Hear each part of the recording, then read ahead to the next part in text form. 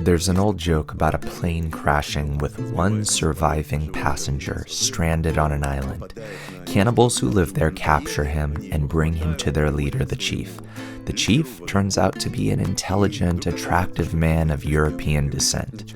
So the passenger asks him, "You're a person of European education, you're so cultured, aren't you civilized?" The chief replies, "Of course I am. That's why, when I eat you, I'll use a plate, a fork, all sorts of seasonings. Everything will be very civilized." My question is, we see that civilization has not stopped wars and has not stopped all these kinds of horrors. In theory, what should the goal of civilization be? No need to show with your hands. No need? We need to change all this on the inside. Only on the inside. So civilization is what happens inside. On the inside. Inside a person? This is an upheaval, of course. An upheaval? There are no upheavals. There have not been any yet, but we have to get to it at some point, eventually.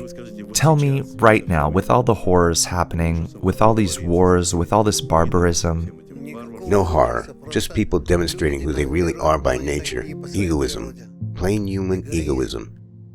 It needs to be corrected. Really? Nothing else.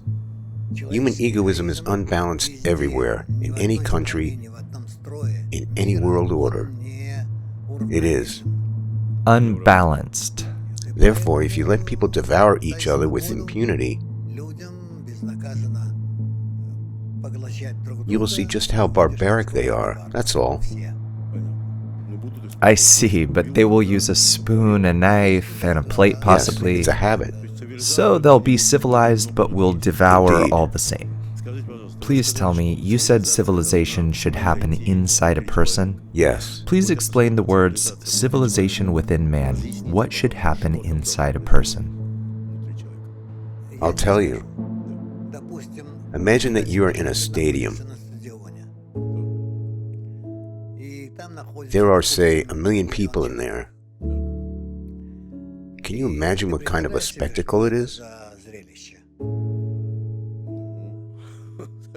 I can imagine the masses are rooting for someone. Rooting for someone or something. Against someone or something. And so on. Do you think you can change them to be amicable toward each other? If they support different teams? Naturally. Why bother going to the stadium? Only because there is a big struggle there. It's unlikely. Unlikely? That is, we see humanity has particularly not changed. Yes. And this is how it manifests itself. That someone is on one side and is ready to eat Yes. another. I see. What then? If we're talking about changing man, what then? Should they start rooting for the same team? No. I would just ban such events completely. Any. And all such competitions. So now you're against any competition. Because they make people hate the opposite side. Is this where you see the root? This is the basis of civilization. We are better, wiser, more loyal, stronger, and so on. I see. So what, in your opinion, should happen then at the stadium in this case? Nothing. Some games, but none against the other. By this, do you mean wars and all It is kinds absolutely the same. of different opinions? Yes. Politics and All of it. everything else? Everything. People have to learn completely different relations.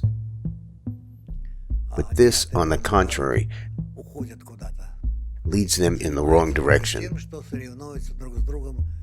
They compete with each other. Who is better, bigger, stronger? Who is more afraid of whom? And so on. In this case, if you speak globally, you mean a country with its borders, anthem, and flag. Eliminate it all. Eliminate everything that separates people from each other. But firstly, within these borders, people need to undergo some kind of correction, right? Well, naturally, it should be aimed at correction. So the goal is for borders to fall, right? A long-term Right. goal. And today's task? Today's task is for everyone to go up against themselves. Against ourselves. And if we achieve this task, will it be possible to open our borders? Of course, no question about it. Then tell us, to go up against yourself, tell us more about this.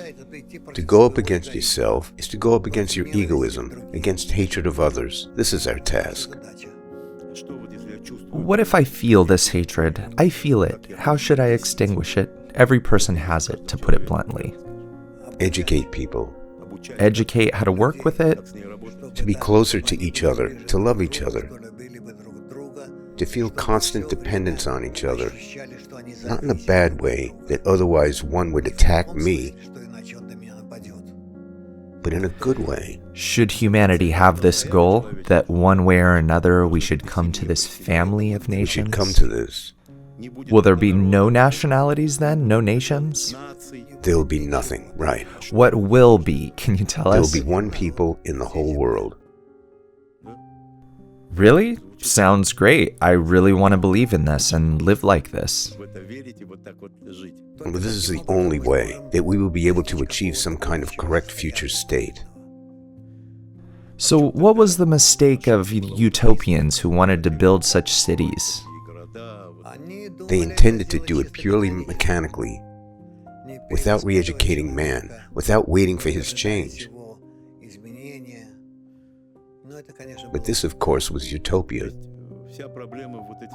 So the whole problem of utopias and those who dream of unity is that they do not address the evil in us. Yes, today we are living out this last communist utopia. Indeed. Do you think with the current state, with all this madness, something will turn around in a person after all? Well, at least we are in a period of reformation or something. Really? So these horrors, these wars, all that's happening... All this should convince us that this is the wrong path, that you won't take anything by force. You won't conquer anything, nor will you ever justify yourself in any way. That's what you call civilization, right? Civilization is when people understand the most important thing is good connections between them. That's it? That's it. Last question. Where is the creator in all this? Where is the upper force you talk about all the time? Where is it? When people place good above evil, we build the creator.